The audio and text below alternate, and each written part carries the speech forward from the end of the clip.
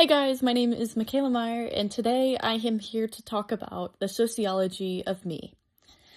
We're going to dive into how theoretical frameworks have influenced my behavior, the different agents that have influenced my overall persona, and how it's all connected to what I want to do after I graduate high school and get into college, and so on and so forth. So let's get on into it.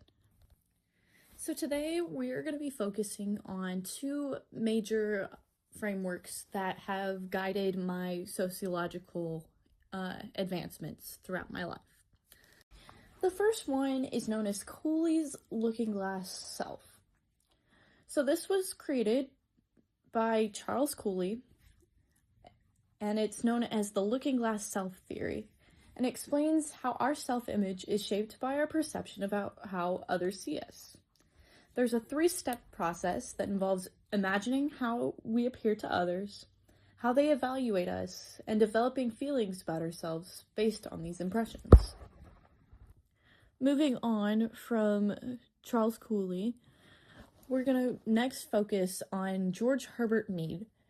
Mead had a theory that explores how our self-identity develops through social interactions. He has proposed 3 stages as a part of his theory: preparatory, play, and game. In each stage, our understanding of others' perspectives evolves, shaping our I, also known as individual response, and me, and which means your social self.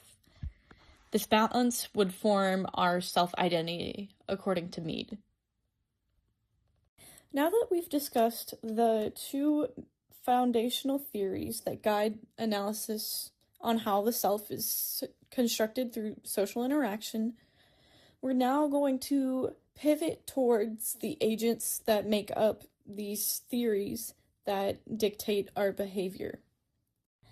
As most things start, the family is where we'll be starting our journey. In these theories, the family is known as the first form of socialization.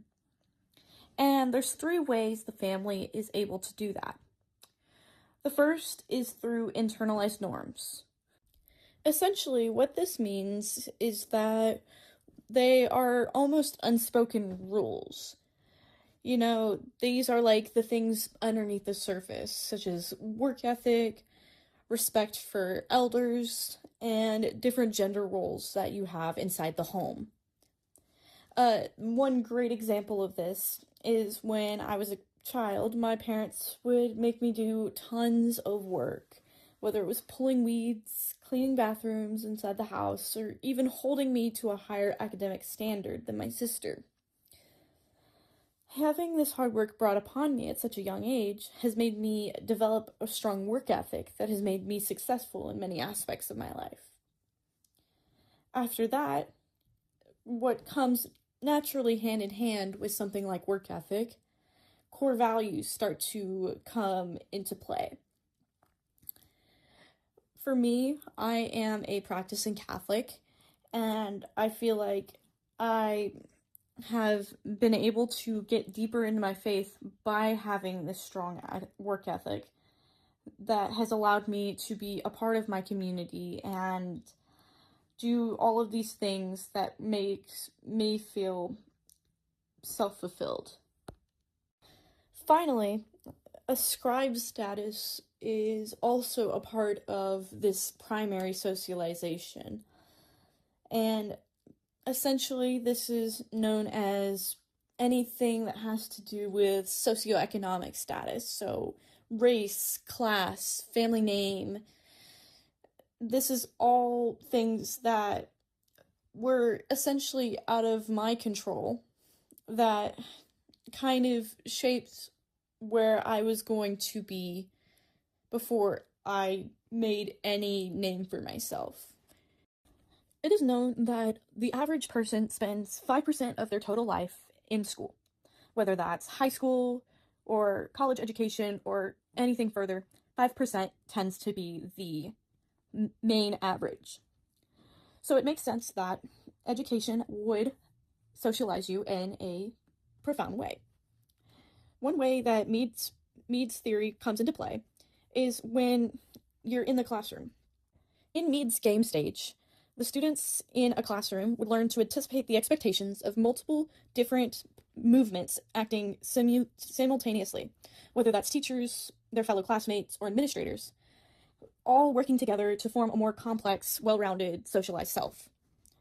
A great example from my own education is when I was a child, I loved connecting different parts of my life together, whether it was connecting math and science or religion to economics. I loved making a story by reading between the lines. This taught me more about problem solving than any textbook ever could. While at school, you may find a group of people that you call your friends.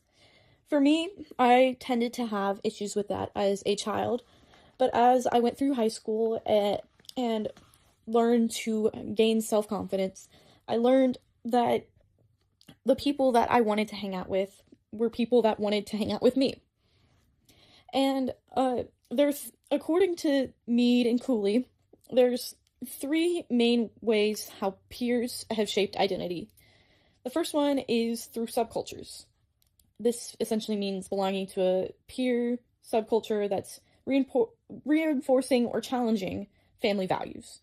So for me, I have ran cross-country for the past 8 years, and I would argue that cross-country, it's a sport, obviously, but more importantly, it's considered its own subculture. Being in cross-country taught me perseverance, work ethic, and leadership. Being part of this group taught me how to learn to connect with others in a deep and meaningful way. Although originally a few social doors had closed, I found new ones that were so much more in the long run. In this example, my social networking in this particular setting wasn't as great because it was a smaller group, but in other aspects of my life, such as when I went to DC this past summer with Kentucky Electric Cooperatives, I was able to network in a more productive way. Which also leads to the worldview expansion.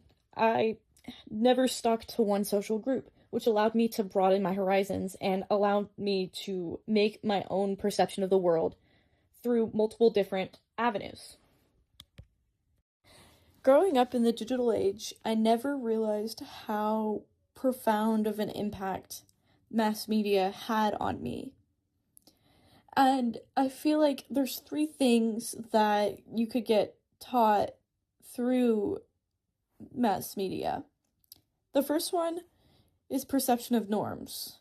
So essentially, in today's world, the media constructs what is normal in behavior, in relationships, and aspirations. And the second one is beauty standards. So, for example, Instagram is one of those things that has really been kind of in the public eye for negative beauty standards. So, when I first got onto Instagram, I was in middle school, and I was so self-conscious, and it really negatively affected my mental health. But now, as I've grown up and learned how to manage my emotions and how to not let certain things affect me in negative ways, I use it as a tool. Instagram is one of those things that I use as a big way to spread my message. Currently I run 5 active Instagram accounts that each have hundreds of followers and thousands of views, respectively. And I feel like Cooley's looking glass applies because social media allows for more connection with society and societal expectations, which leads into belief formation. All of these news organizations, algorithms, and influencers create a reality that subtly shapes political and social beliefs. In the end, we all have the choice to choose who we want to be. And that sounds like one of those cliche things that you see on like the back of a t-shirt. But in the end, you choose who you hang out with. You choose what groups you're a part of, what media you choose to consume. And it becomes a part of you whether you would like it to or not. These socialization agents don't just form values, they actively channel individuals toward hobbies, sports, and career paths through expectations and exposures. My background in cross country made me gather leadership skills that has made me look towards roles that have led me to my career goal to be a family lawyer specializing in adoption and guardianship. It has made me want to help people and surround myself with people that have made me even more confident in the decisions that I've made. And in the end, the me in Mead's socialized self has pursued to the status that has reflect the internalized social approval that I've gained. And as always, in case I don't see you, good afternoon, good evening, and good night.